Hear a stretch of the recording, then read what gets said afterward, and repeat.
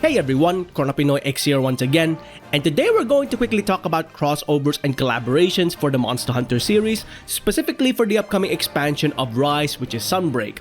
Now, the reason I want to quickly talk about this today is because if there's one thing I've been doing recently, it's playing Monster Hunter World Iceborne, and if there's one thing that really stood out for me for base world, it's the collaborations.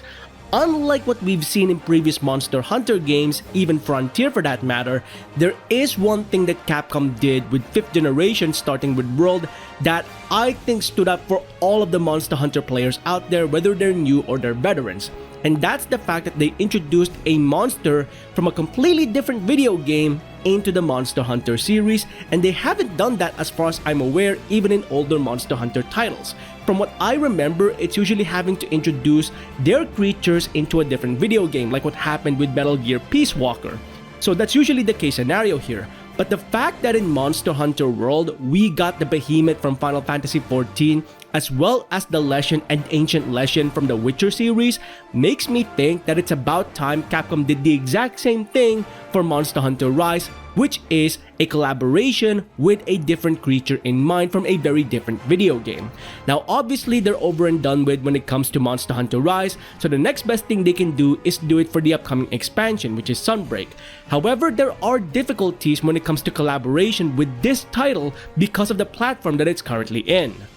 Now, to quickly summarize what I mean with regards to the difficulty of doing a collaboration on their platform right now, they're on the Nintendo Switch, which means that if Capcom does any kind of crossovers or collaborations with any of Nintendo's IPs, well, you can bet your zenny that Nintendo will sue them if they ever come to the PC version of the game, because Nintendo do not want any of their IPs anywhere else aside from whatever platform they made at the time, in this case, the Nintendo Switch. So that is one of the main things Capcom will need to look into.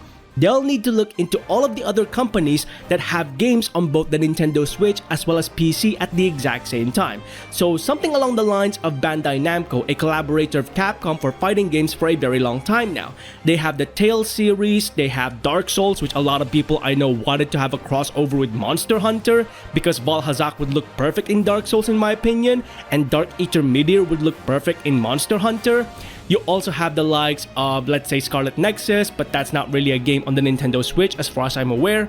Or you can have the God Eater series. These two are monster hunting games. Monster Hunter and God Eater go hand in hand with one another, and you can bet that I would like an Aragami be added into Monster Hunter and vice versa. So you can see that there's a lot of potential with just one company alone. They can also collaborate with Square Enix once again, where this time rather than doing the Final Fantasy series, they can instead have the Kingdom Hearts series, because there's a number of awesome Heartless and Nobodies that would look great in Monster Hunter. I mean, just take a look at this skull right here, which is one of the Heartless boss in Arendelle. That would look awesome in Monster Hunter in my opinion. And of course, you also have Sega, which recently collaborated with Capcom for the Sonic 30th anniversary with Monster Hunter Rise. And if we were to look into other IPs by Sega, there's always Phantasy Star Online 2 New Genesis, which is a game I'm playing as of right now.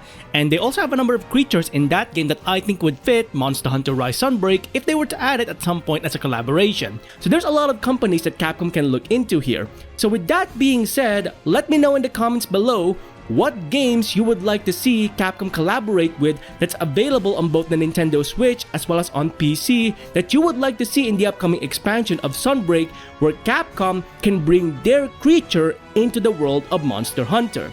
So that's pretty much my topic today with regards to collaboration. I wanted to do this in a bit more in-depth situation, but obviously time is currently not on my side, so I do apologize if it is quite a short video. With that being said, however, what do you think about Capcom bringing in monsters from other video games into the world of Monster Hunter as a means of a collaboration? Let us know in the comments below your overall thoughts and opinions regarding seeing other IPs be added into the Monster Hunter series. Now with all of that being said, if you enjoyed these videos, please consider hitting the like on the video itself and subscribing to the channel, as well as hitting that bell icon so you can go ahead and catch up on any future Monster Hunter content that I might be doing or any other games that I might be playing in future. Until then, I hope you enjoyed this video. Thanks ever so much for watching, and I'll see you next time. Onward and upward.